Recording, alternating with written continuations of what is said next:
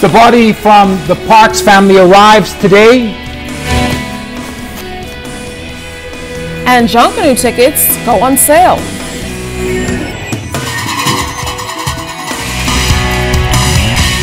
Now in HD.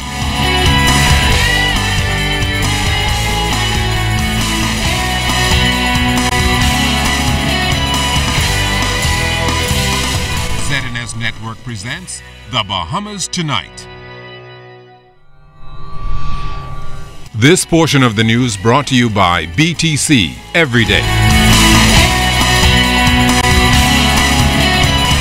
Another shooting death in the capital as police now investigate 3 murders in 24 hours. Shortly after 10 o'clock this morning, police were again called in the southwestern portion of the island where a man was gunned down, pushing the murder count to 105 so far for the year. Our Genea Noel-Ferguson was on the scene just moments after the shooting occurred.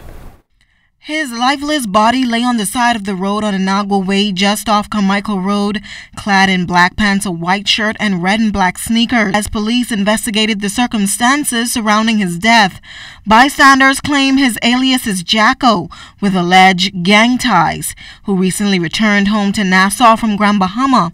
There was a heavy police presence of senior officers on the scene. Chief Superintendent Clayton Fernander, officer in charge of the Criminal Detective Unit, reported that the victim was standing in front of a residence when he was shot. Appeared to be in his early 30s, suffering from what appeared to be a number of gunshot wounds to the body.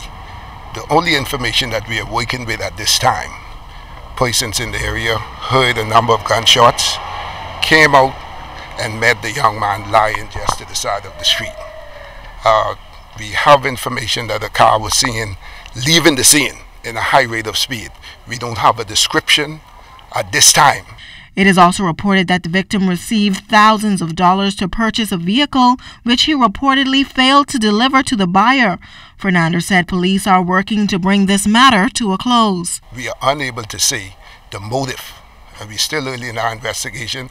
As you can see, a number of uniformed officers from Urban Renewal, Community Policing, they are moving through the area, door to door, to see whatever information that we could retrieve.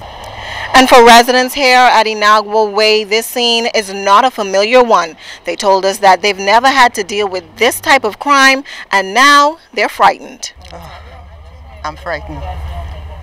I am frightened. I don't know what's going to happen next.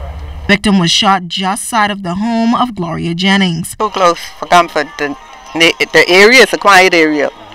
The boys who live through here, they usually hang there when it's cool, and they would go on the opposite side when the sun get by my side. So you know some of the gentlemen? I know some of them, but that particular one, no, I don't know him.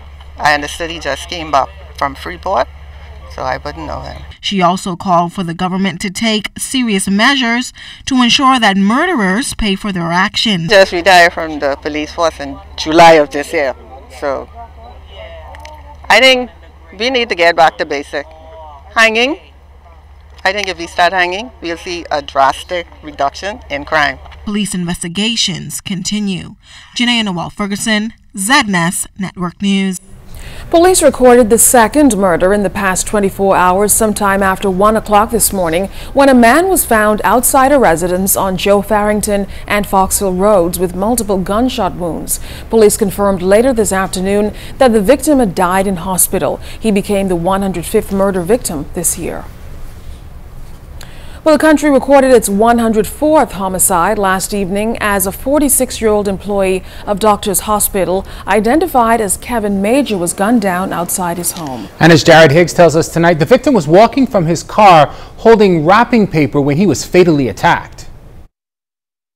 Shortly after 7:30 p.m., they received word of shots being fired near the intersection of Blue Hill and Cowpen Roads. They responded and met the lifeless body of a male, appeared to be in his late 40s, lying in the street next to a blue Durango Jeep. The brief information at this stage is that the young man had just arrived home. He was about to take some items from the back trunk of the Jeep when shots rang out. As a result, he was hit, struck to the body, and he fell. The victim has been identified as 46-year-old Kevin Major, a 25-year employee of Doctors Hospital who was recently promoted to manager. Several of his colleagues were present on the scene, where one of them described him as a humble man who didn't bother anyone. Doctors Hospital issued a statement which read in part, "This morning we had an opportunity to assemble and to share our personal memories and to comfort one another." The commentary confirmed that we lost a hard-working, dedicated, caring and committed associate who loved his work and, more importantly, his family. Police say they don't have a motive for the crime, but have not ruled out the possibility of a robbery. We can't say at this time. As we progress, we'll be able to determine a motive. Area MP Renward Wells also visited the scene, where he expressed his sadness at the loss of life. He also expressed his support for hanging. I'm one of those parliamentarians who believes in a zero tolerance. I've said it from the floor of the House. I believe we need to institute capital punishment. We ought to be dealing with these fellas. The government ought to be sending the kind of strong, resolute message that enough is enough. Anybody with information on this latest crime are encouraged to contact the police. Jared Higgs, ZNS Network News. Police tonight are also investigating 2 overnight shootings. It was shortly after 7 o'clock last night when police confirmed that 2 men had just walked out of a bar located on Carmichael Road when one of them was shot to the back of the head and the other to the thigh. The victims were treated in hospital. Police later arrested a 40-year-old man of Higher Drive in connection with this incident. Then, 2 hours later, a man was standing in front of a building on Odell Corner off East Street when he was shot twice in the arm by a man armed with a handgun. The victim is listed in stable condition in hospital right now. As the murder count climbs in the country, Minister of State for Legal Affairs, Honorable Damien Gomez, says the government has lived up to its obligation to provide additional courts. And Genea Noel-Ferguson tells us tonight that Minister Gomez says the 10 new court facilities have been completed and are ready to go. The 10 criminal courts in the Ann's Barker building downtown have finally been completed. Minister of State for Legal Affairs Damien Gomez says after months of delays in construction, mainly due to a problematic roof, the new courts are expected to run simultaneously and are a part of the government's Swift Justice program. Well, I can say that the government has fulfilled its promise. The courts are completed, they're ready to be used. And all that we are waiting for is the Chief Justice to give the go-ahead. But we have done what we said we would do, and we have made it possible for 10 criminal courts to be sitting simultaneously. They are critical to our overcoming the criminal trial backlog and to provide speedy trials for the public. Minister of State for Legal Affairs Damien Gomez says the additional courts will also address the major challenge faced with bail. For too long, have been faced with a situation in which there's a revolving door for bail, and we are hopeful that with the cooperation of the judiciary that we will have the resources deployed in the way that they should be.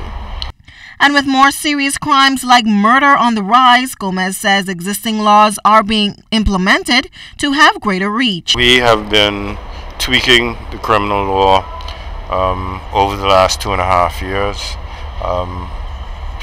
This occupation of the court facilities is far more important than any other law that we will have passed.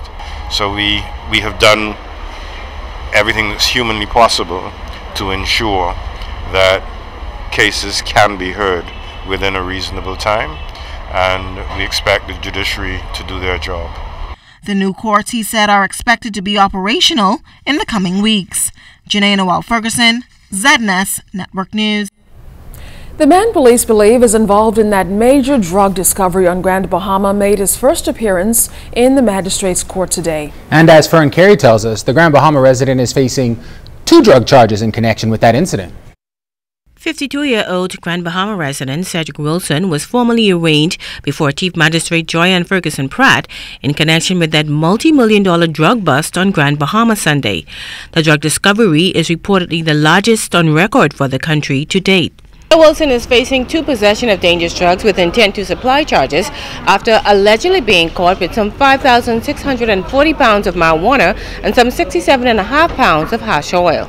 The Arden Forest resident was arrested uncharged after officers of the Drug Enforcement Unit, acting on information, went to a house in that Grand Bahama residential subdivision around 5 a.m. Sunday, where they discovered 113 crocus bags of suspected marijuana and a suitcase with suspected marijuana hash oil.